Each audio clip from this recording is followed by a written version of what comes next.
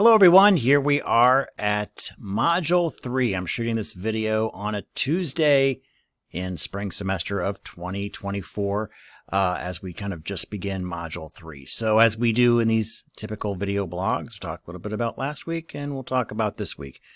This pretty straightforward as far as what is going on with us for this week. Let's go ahead and jump into a quick review of Module 2. Everything was great there.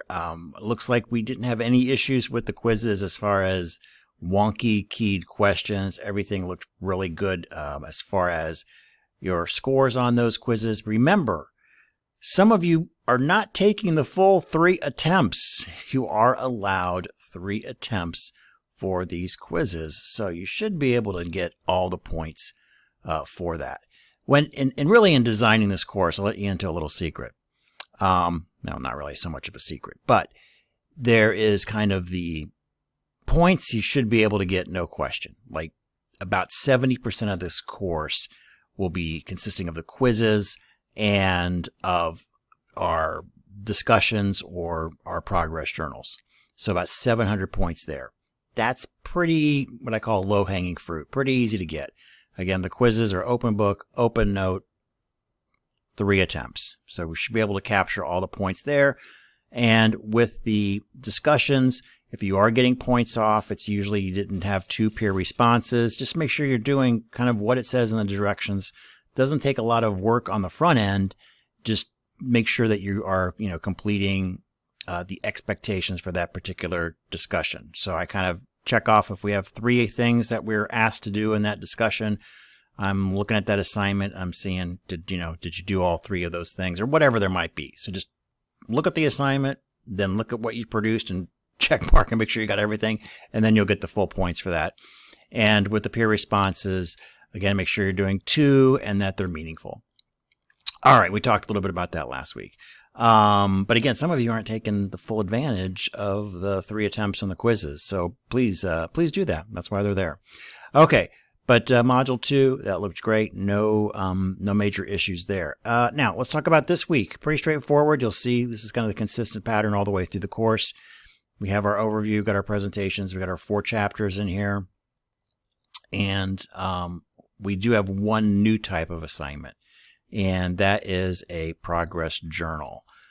And we'll have one more of these in Module 6 or 7. I think I'm going to probably put it in Module 7. And it's basically all you got to do is just, there's no, again, front end work. You just got to talk to me and write your thoughts on these prompts. So I'll give you some prompts.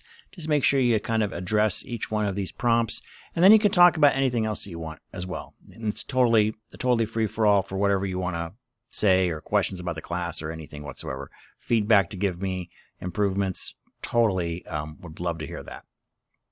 But this week, in addition to some of that, I'm kind of honing in really on the big consequence week. So as I was kind of rambling on about 700 points of this class are sort of gimme points. You should be able to get all of those.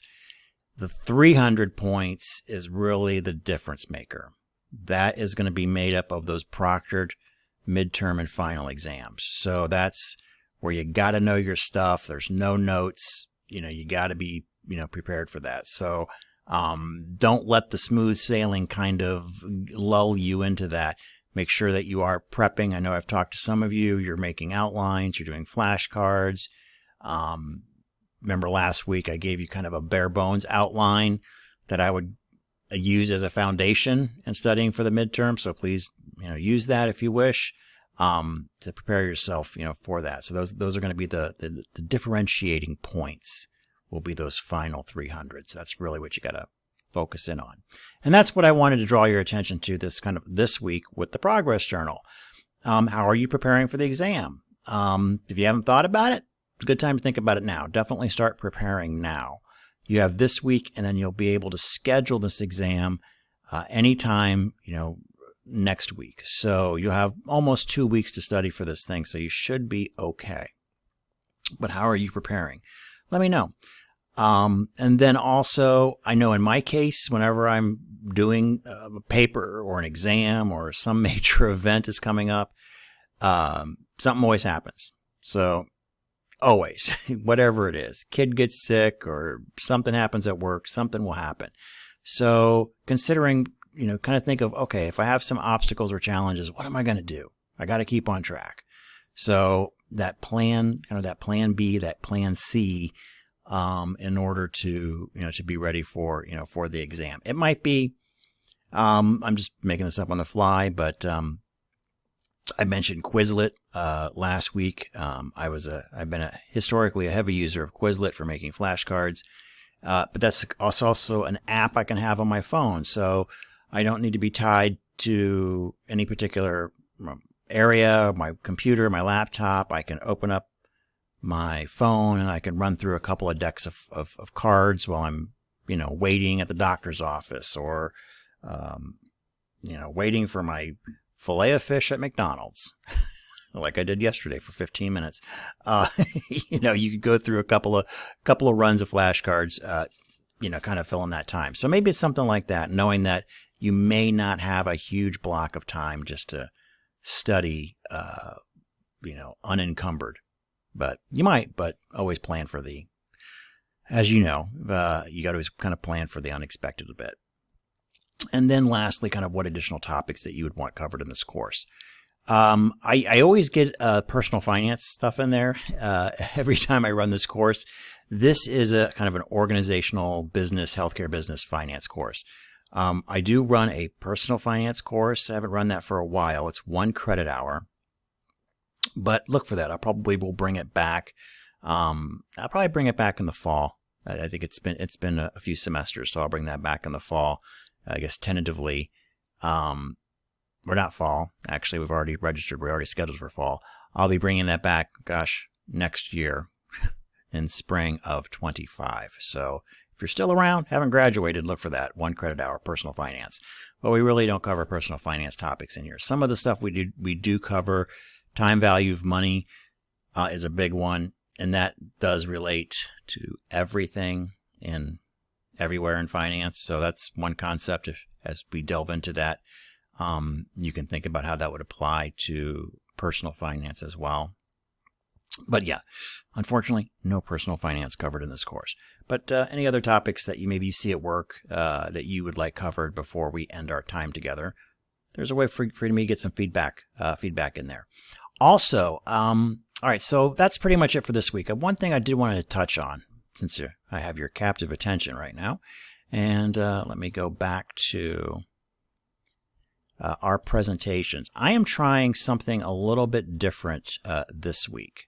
So with this presentation, as some of you know, or maybe if you had me in a previous class, and we're going to introduce probably an extra credit assignment in AI. I'm a big user of AI, been involved with it a few months since it kind of made its world debut, and it will change everything. I mean, that's not a joke. Everybody says that, but the more that you work with it and start utilizing it, you'll realize that, yeah, this is pretty amazing stuff. You probably have all tried just a little bit of AI, and I can sometimes tell when students use AI for assignments, because and not just anybody in general, but just dabbling with it, they'll use it in somewhat an unsophisticated manner. So it's very evident that, you just kind of did a very basic interaction with AI.